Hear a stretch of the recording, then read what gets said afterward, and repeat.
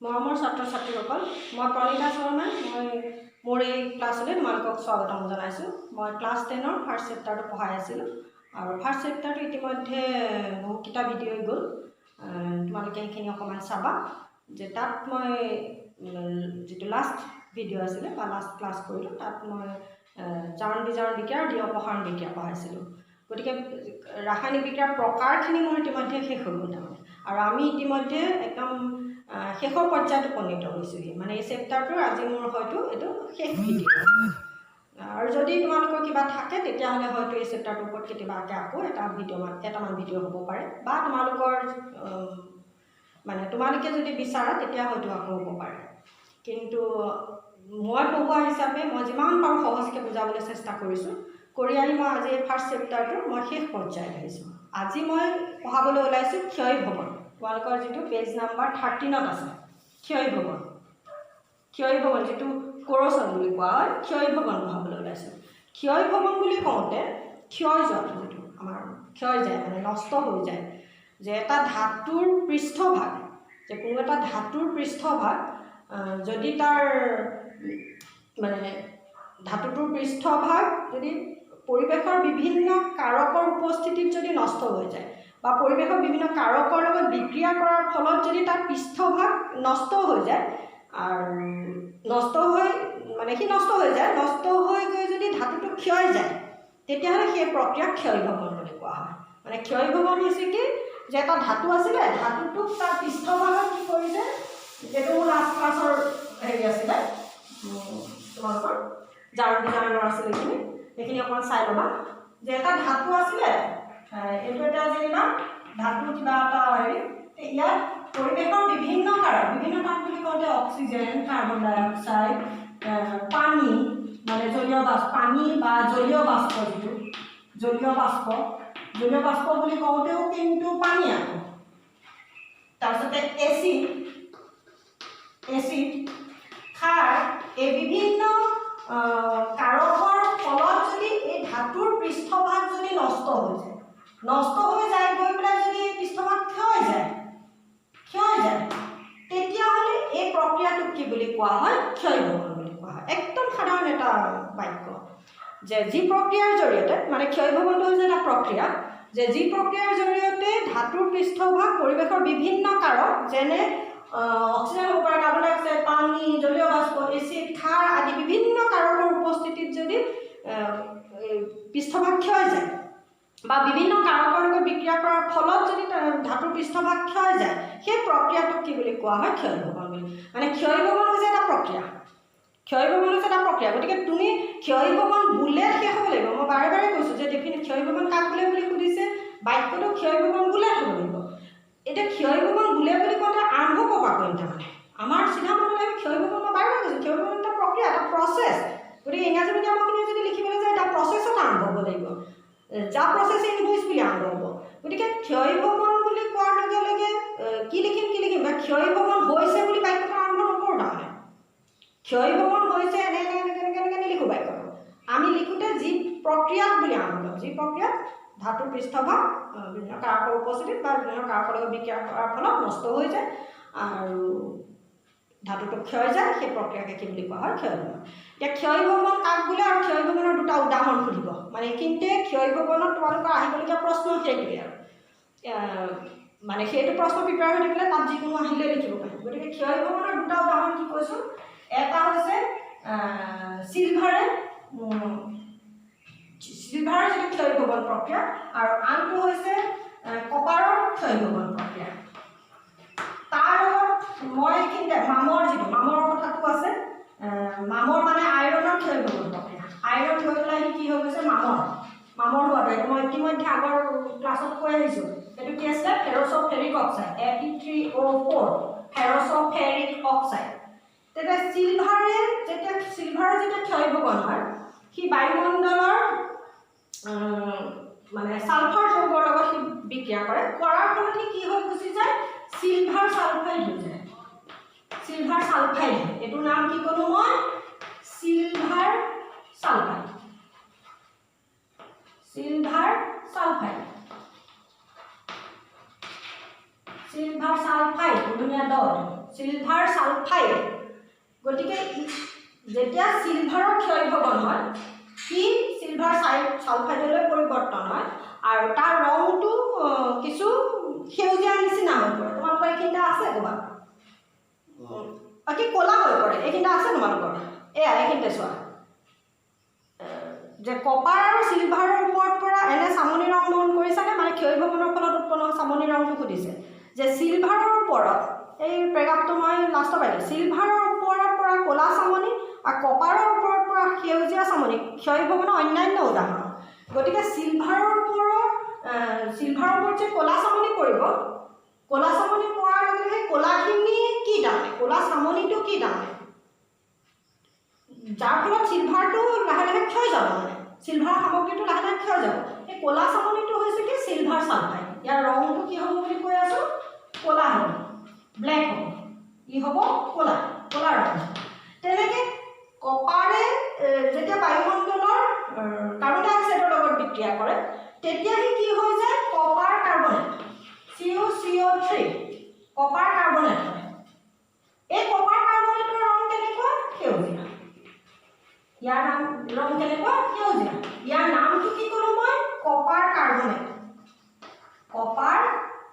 তোমাৰ এইখিনিতে কিতাপত নাই কিন্তু আহে আকৌ কপাৰ কাৰ্বনেট যৌগটো কেনেকৈ লিখিম এনেকৈ CuCO3 কপাৰৰ যোজ্যতা 2 কাৰ্বনেটৰ যোজ্যতা 2 গতিকে আমি লিখিম এনেকৈ আৰু তাৰ নামটো হৈছে কি কপাৰ কাৰ্বনেট মানে সেইখিনিতে আহি থকা প্ৰশ্ন এইখিনি আমি পিছত ধাতুৰ চেপ্টাৰটো আছে সেইকাৰণে এইটো এইখিনিৰ পৰা দিলেও তাৰমানে এনেকুৱা নহয় যে এইটো আমাৰ কিতাপত নাই কিতাপত আমাৰ পিছফালে আছে ধাতুৰ চেপ্টাৰটো গতিকে সিলভাৰৰ যেতিয়া ক্ষয় ভৱন হ'ব সি যেতিয়া ক'লা পৰি যাব সেই ক'লাখিনিকে সিলভাৰ সালফাইড একদম জানিব লাগিব আৰু কপাৰে যেতিয়া সেউজীয়া চামনিৰ সৃষ্টি কৰিব সেয়া হৈছে কি কপাৰ কাৰ্বনেট কিন্তু কপাৰ যদি কেনেবাকৈ কপাৰৰ ওপৰত ক'লা চামনি পৰিছে সেয়াকে আমি অকণমান মানে যিটো আগৰ ক্লাছ মানে ক'ত বুলি কওঁ এতিয়া এজাৰ্ম বিজাৰ্ম তাৰ আগৰ ক্লাছটোত কি আছিলে কপাৰে অক্সিজেনৰ লগত বিক্ৰিয়া কৰিলে বা কপাৰক যেতিয়া গৰম কৰি দিয়া হয় তেতিয়া সি কি হৈ যায় কপাৰ অক্সাইড ক'লা ৰং হয় গতিকে সেইটো হৈছে কি কপাৰৰ দুটা ক্ষয় ভৱন প্ৰক্ৰিয়া এটা কি ক'লোঁ কপাৰক যেতিয়া গৰম কৰি দিয়া হয় তেতিয়া বায়ুমণ্ডলৰ অক্সিজেনৰ লগত বিক্ৰিয়া কৰে কৰি কি হৈ যায় কপাৰ অক্সাইড এয়া হ'ল ক'লা ৰং আৰু কপাৰে যদি বায়ুমণ্ডলৰ কাৰ্বন ডাই অক্সাইডৰ লগত বিক্ৰিয়া কৰে তেতিয়া সি কি উৎপন্ন কৰিব কপাৰ কাৰ্বনেট আৰু সেয়া তাৰ ৰং কি হ'ব সেউজীয়া আৰু সেইখিনি হ'ব কি কপাৰ কাৰ্বনেট গতিকে এয়া হৈছে তেনেকৈ আইৰনে যদি বায়ুমণ্ডলৰ জলীয় বাষ্পৰ লগত বিক্ৰিয়া কৰে মানে পানী নহয় জলীয় বাষ্পৰ লগত যদি বিক্ৰিয়া কৰে মামৰ উৎপন্ন কৰে আমি আগতে ৰাসায়নিক বিক্ৰিয়া পাইছোঁ সেয়া হৈছে কি ফেৰছ'ফেৰিক অক্সাইড এইটো মই নাম কি লিখিছিলোঁ ফেৰছ'ফেৰিক অক্সাইড সেইটো নাম মই কি লিখিছিলোঁ ফেৰছ'ফেৰিক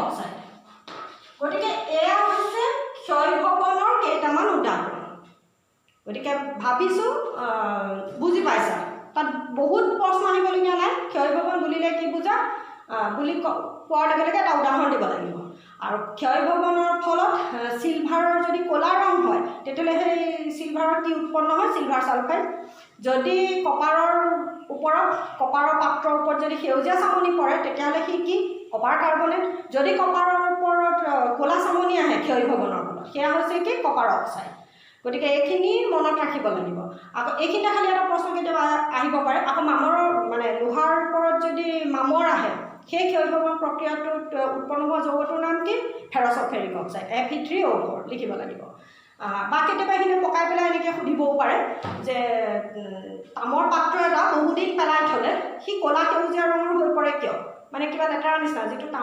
তামবৰণ যিটো আছে ব্ৰাউনিছ যিটো কালাৰ মুগা বৰণ আছিলে সেই মুগা বৰণটো কিয় ক'লা সেউজীয়াৰ নিচিনা হৈ পৰে তেতিয়া তুমি লিখিব লাগে সেইটো একদম আহি থকা এটা প্ৰশ্ন মানে এইটো এপ্লিকেশ্যনৰ প্ৰশ্ন কিতাপত উত্তৰটো নাই কিন্তু তুমি এই পঢ়াখিনিৰ পৰাই তুমি কিতাপত যিখিনি নলেজ ল'লা সেইখিনিৰ পৰা তুমি উত্তৰটো লিখিব লাগে মানে কপাৰৰ পাত্ৰ এটা তামৰ পাত্ৰ এটা বহুদিন পেলাই থ'লে তাৰ ওপৰত ক'লা সেউজীয়া চামনি পৰে কিয় বা ক'লা সেউজীয়া হৈ পৰে কিয় এতিয়া কথা হ'ল কি বায়ুমণ্ডলত কাৰ্বন ডাই অক্সাইড আছে এইটো কি বুলি কয় এই অক্সিজেন আছে বিভিন্ন কাৰক আছে পানী আছে তাৰপাছত জলীয় বাষ্প আছে, এনেকুৱা হ'ল কথাটো। গতিকে সেই কপাৰে যেতিয়া আমি কপাৰ পাত্ৰটো পেলাই থৈছোঁ, পেলাই থোৱাৰ লগে সেই বায়ুমণ্ডলৰ কি কৰিব, যদি খুব গৰম পৰে, যেতিয়া বায়ুমণ্ডলৰ উষ্ণতা বহুত বেছি হয়, তেতিয়া কপাৰে কি কৰে, বায়ুমণ্ডলৰ অক্সিজেনৰ লগত বিক্ৰিয়া কৰি দিয়ে। মানে কপাৰক গৰম কৰিলেহে কপাৰ অক্সাইড উৎপন্ন হয়। গতিকে যেতিয়া খুব গৰম পৰে, কপাৰে বায়ুমণ্ডলৰ অক্সিজেনৰ লগত বিক্ৰিয়া কৰি কপাৰ অক্সাইড উৎপন্ন হয়। সেইকাৰণে ক'লা চামনি এটা আহি যায়।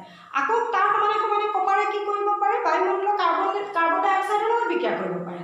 বিক্ৰিয়া কৰাৰ ফলত কি কৰে, কপাৰ কাৰ্বনেট উৎপন্ন কৰাৰ ফলত সেউজীয়া চামনি কৰে। আৰু সেইবাবে পাত্ৰটো এটা বৰ লেতেৰা ৰং এটা আহি যায়, ক'লা সেউজীয়া নিচিনা এটা লেতেৰা ৰং আহি যায়। এটা প্ৰশ্ন সেইটো কেতিয়াবা হ'ব পাৰে, কোনোবাই কেতিয়াবা কপাৰৰ আঙুঠি পিন্ধে, কপাৰৰ আঙুঠিটো কেতিয়াবা দেখিবা একদম ধুনীয়া চিকচিকাই আছে, ধুনীয়াকৈ চিকচিকাই আছে, কিন্তু কেতিয়াবা দেখিবা আঙুঠিটো ক'লা হৈ থাকে। সাধাৰণতে গৰমৰ দিনত সি ক'লা পৰি যায়, কাৰণতে গৰমৰ দিনত পৰিৱেশৰ উষ্ণতা যথেষ্ট বেছি থাকে, যাৰ ফলত এই আঙুঠিটোৱে বায়ুমণ্ডলৰ অক্সিজেনৰ লগত বিক্ৰিয়া কৰি সি কি উৎপন্ন কৰে, কপাৰ অক্সাইড উৎপন্ন কৰে, আৰু সেইবাবে আঙুঠিটো ক'লা পৰি যায়। আৰু এই ধৰণে যদি সদায় হৈ থাকে কি হ'ব, আঙুঠিটো কিছু পৰিমাণে হ'লেও কি হ'ব, ক্ষয় যাব। অৰ্থাৎ ক্ষয়ভৱনৰ কাৰণেহে আঙুঠিটো কি হ'ব, ক'লা পৰি যাব। এতিয়া কথা হ'ল, তাৰপাছতে আহিছে এইখিনিতে, মানে এইখিনিতে ক্ষয়ভৱন বুলি অকণমান আছে, কিন্তু সৰু সৰুকৈ প্ৰশ্ন বিভিন্ন হ'ব পাৰে। গতিকে প্ৰশ্নখিনি কেনেকুৱা হ'ব মই এই মুহূৰ্তত কৈ দিছোঁ, সেইধৰণে তোমালোকে লিখি যাবলৈ যত্ন কৰিবা। তাৰপাছতে আহিছে দুৰ্গন্ধিতা বা ৰেঞ্চিডিটি। কি আছে চোৱাচোন, যে তেল বা চৰ্বিযুক্ত পুৰণি খাদ্যবস্তুৰ স্বাদ বা গোন্ধ লৈ কেতিয়াবা পাইছেনে? যেতিয়া চৰ্বি আৰু তেল জাৰিত হয়, চৰ্বি আৰু তেল সি এইটো কি বুলি কয়, লিপিড, তাৰমানে দুটা, চৰ্বিও লিপিড, তেলো হ'ল লিপিড, আমি পঢ়িম এইবোৰ পিছত। যেতিয়া চৰ্বি আৰু তেল জাৰিত হয় মানে যেতিয়া অক্সিজেনৰ লগত লগ লাগে। মই জাৰণ বিজাৰত পঢ়ালোঁ, ইয়াৰ আগৰ ভিডিঅ'টোত চাই ল'বা। জাৰিত মানে কি, অক্সিজেন লগ লাগিব, হাইড্ৰজেন আঁতৰি যাব লাগিব। গতিকে এইখিনিতে একদম সাধাৰণতে আমি অক্সিজেন লগ হোৱা বুলিয়ে ধৰি লওঁ। যেতিয়া চৰ্বি আৰু তেল জাৰিত হয়, তেতিয়া এইবোৰ দুৰ্গন্ধি হয়, গোন্ধাবলৈ আৰম্ভ কৰে। ইহঁতৰ গোন্ধ আৰু স্বাদ সলনি হয়। সাধাৰণতে জাৰণ নঘটিবলৈ চৰ্বি আৰু তেলযুক্ত খাদ্যবস্তু, সাধাৰণতে জাৰণ নঘটিবলৈ চৰ্বি আৰু তেলযুক্ত খাদ্যবস্তুত কিছুমান পদাৰ্থ ব্যৱহাৰ কৰা হয়, আৰু সেই পদাৰ্থবোৰক কি বুলি কোৱা হয়, প্ৰতিজাৰক পদাৰ্থ বুলি কোৱা হয়। এইখিনিতে আছে প্ৰতিজাৰক পদাৰ্থ বুলিলে কি বুজা, মানে ৰেঞ্চিডিটি। এইখিনিতে দুটাই প্ৰশ্ন, ৰেঞ্চিডিটি বুলিলে কি বুজা, প্ৰতিজাৰক পদাৰ্থ বুলিলে কি বুজা, তিনিটা। এটা হ'ল ৰেঞ্চিডিটি বুলিলে কি বুজা, এটা হ'ল প্ৰতিজাৰক পদাৰ্থ বুলিলে কি বুজা, আৰু এটা হৈছে চিপছৰ পেকেটবিলাকত বা চানাৰ পেকেটবিলাকত নাইট্ৰজেন গেছ ভৰাই ৰখা হয় কিয়। সৰু সৰুকৈ তিনিটাই প্ৰশ্ন আহিব। তে কি আহিলে এইখিনিতে, সাধাৰণতে জাৰণ নঘটিবলৈ চৰ্বি আৰু তেলযুক্ত খাদ্যবস্তুত কিছুমান পদাৰ্থ মিহলাই ৰখা হয় বা যোগ কৰা হয়, তেনে পদাৰ্থক প্ৰতিজাৰক পদাৰ্থ বোলে। বায়ুৰুদ্ধ পাত্ৰত খাদ্যবস্তু ৰাখিলে জাৰণ মন্থৰ হয়, কাৰণ বায়ুৰুদ্ধ মানে বায়ু সোমাব নোৱাৰে। গতিকে আমি চানা বা ভুজিয়া এই ধৰণৰ বস্তুবোৰ, নিমকি এই ধৰণৰ বস্তুবোৰ যেতিয়া থওঁ, টেমাটো ভালকৈ বন্ধ কৰি থওঁ। যদি খুলি থয় মায়ে নিশ্চয় গালি পাৰে, কাৰণ খুলি থোৱাৰ লগে লগে সোনকালে সেমেকি যায়। যে তোমালোকে জানানে যে চিপছ উৎপাদকসকলে জাৰণ নঘটিবৰ বাবে চিপছৰ পেকেটবোৰৰ ভিতৰত নাইট্ৰজেনৰ দৰে গেছ ভৰাই থয়। গতিকে নাইট্ৰজেনক কি হিচাপে ব্যৱহাৰ কৰে, তেতিয়াহ'লে প্ৰতিজাৰক পদাৰ্থ হিচাপে ব্যৱহাৰ কৰে। মানে প্ৰতিজাৰক পদাৰ্থ কি, যে তেল আৰু চৰ্বিজাতীয় পদাৰ্থ যদি বায়ুৰ সংস্পৰ্শত আহে, সিহঁতৰ কি হৈ যায়, জাৰণ ঘটে। জাৰণ ঘটি সিহঁতে বেয়া বেয়া গোন্ধাবলৈ আৰম্ভ কৰে। আৰু সেইটো নহ'বৰ কাৰণে তেনেকুৱা বস্তুৰ লগত কি মিহলি কৰা হয়, বেয়া নহ'বৰ কাৰণে, মানে জাৰণটোক ৰোধ কৰিবৰ কাৰণে, বাধা দিবৰ কাৰণে কিছুমান পদাৰ্থ ব্যৱহাৰ কৰা হয়। আৰু সেই পদাৰ্থবিলাকক কি বুলি কোৱা হয়, প্ৰতিজাৰক পদাৰ্থ বুলি কোৱা হয়। আৰু এনেকুৱা এটা প্ৰতিজাৰক পদাৰ্থৰ উদাহৰণ হৈছে কি, নাইট্ৰজেন গেছ। এই নাইট্ৰজেন গেছক কি কৰা হয়, চিপছ, ভুজিয়া এই ধৰণৰ যিবিলাক আমাৰ তেলত ভজা বস্তু আছে, তেনেকুৱা ধৰণৰ বস্তুবিলাকৰ পেকেটত কি কৰা হয়, নাইট্ৰজেন গেছ ভৰাই দিয়া হয়। আৰু নাইট্ৰজেন গেছে কি কৰে, সিহঁতক অক্সিজেনৰ লগত মানে বিক্ৰিয়া হোৱাটো মন্থৰ কৰি দিয়ে। আৰু সেইবাবে নাইট্ৰজেন গেছক কি বুলি কোৱা হয়, প্ৰতিজাৰক পদাৰ্থ বুলি কোৱা হয়। মানে প্ৰতিজাৰক পদাৰ্থ হিচাপে চিপছৰ পেকেটত নাইট্ৰজেন গেছ ব্যৱহাৰ কৰা হয়। গতিকে এইখিনিয়ে হৈছে আজিৰ এই ক্লাছটোৰ মই শেষ পৰ্যায়ত উপনীত হ'লোঁ। এইখিনি মই গোটেই আজি ফাৰ্ষ্ট চেপ্টাৰটো মোৰ শেষ হৈছে। ভাবিছোঁ, আশা কৰিছোঁ তোমালোকে এইখিনি বুজি পাইছা। গতিকে যদি কিবা থাকে, প্ৰতিটো ভিডিঅ'তে কৈছোঁ বা বাৰে বাৰে কৈছোঁ যে কিবা থাকিলে মোক কমেণ্টত জনাবা, আৰু সেইখিনি মই তেতিয়া আৰু অকণমান আগবঢ়াই নিবলৈ চেষ্টা কৰিম। আজিলৈ তেতিয়াহ'লে সামৰোঁ। তোমালোকে গোটেই চেপ্টাৰটো একদম আৰম্ভণি পৰা মই যিধৰণে প্ৰতিটো পেজত মই প্ৰশ্ন উলিয়াই গৈ আছোঁ, ফাৰ্ষ্ট পেজত কি ক'লোঁ, ছেকেণ্ড পেজত কি ক'লোঁ, এনেকৈ আহি মই 13 নম্বৰ পেজ পালোঁহি, 13টা পেজ পঢ়িলোঁ। প্ৰতিটো পেজতে মই যিমান পাৰোঁ প্ৰশ্নখিনি উলিয়াই দিছোঁ তোমালোকক, কেনেকুৱাকৈ আহিব পাৰে, ককায়ো যদি দিয়ে কেনেকৈ আহিব পাৰে। গতিকে সেই প্ৰশ্নখিনি এফালৰ পৰা এখন বহীত ধুনীয়াকৈ লিখি যাবা। সেয়া তোমালোকৰ আৰু যিমানেই তোমালোকে নিজে লিখিবা, এনেকৈ মোৰ কথাখিনি শুনি থাকি নহ'ব। তাৰমানে মোৰ শুনাৰ পিছত তোমালোকে আকৌ এইখিনি লিখিব লাগিব, তেতিয়াহে তোমালোকৰ এটা ভাল ৰিজাল্ট আশা কৰিব পাৰিবা। শুনি থকা আৰু লিখাৰ মাজত বহুতখিনি পাৰ্থক্য আছে। তুমি শুনিছা, তাৰপিছত তুমি নিজে লিখা, তেতিয়াহে তোমাৰ মনত ৰ'ব। আৰু সেয়াহে আচলতে পঢ়া, মানে পঢ়া বুলি নকওঁ, যিটো আমি পঢ়া আৰু ষ্টাডি কৰা। পঢ়া মানে মই পঢ়ুৱাইছোঁ, তুমি পঢ়ি আছা, সেয়া। ষ্টাডি মানে কি, তুমি পঢ়িলা, তুমি মন দি যিখিনি চাবা, তুমি নিজে যিখিনি অধ্যয়ন কৰিবা, সেইখিনি হৈছে আচল পঢ়া। গতিকে সেইধৰণে পঢ়িলেহে, অকল ক্লাছবোৰ কৰিলেই নহ'ব। তাৰমানে কোনেও মানে বুজাইহে দিব পাৰে, আমি বাটটো দেখুৱাইহে দিব পাৰোঁ, কৰাখিনি সম্পূৰ্ণ তোমালোকৰ নিজৰ ওপৰত কথা। গতিকে সেইখিনিকে ক'লোঁ, আৰু কৈ মই আজি প্ৰথম চেপ্টাৰটো ইমানতে সামৰণি মাৰিলোঁ। আৰু যিখিনি অনুশীলনী প্ৰশ্ন আছে সেইখিনি কৰিবলৈ যত্ন কৰিবা। সেইখিনিত যদি কিবা নোৱাৰা তেতিয়া মোক ক'বা, কাৰণ অনুশীলনীটো মই প্ৰতিটোৱে কৈ দিয়া নাই এইটো কাৰণে, কাৰণ ল'ৰা ছোৱালী কৰিবলৈও নিজৰ কিবা এটা থাকিব লাগে। সকলোবোৰ মই যদি কৰাই দিলোঁ তেতিয়াহ'লে ভাতৰ নিচিনা হ'ব, ভাতক শিকাই আছোঁ, কৰি আছে, তোমালোকে কৰিবলৈ সেইখিনি যত্ন কৰিবা। আজিলৈ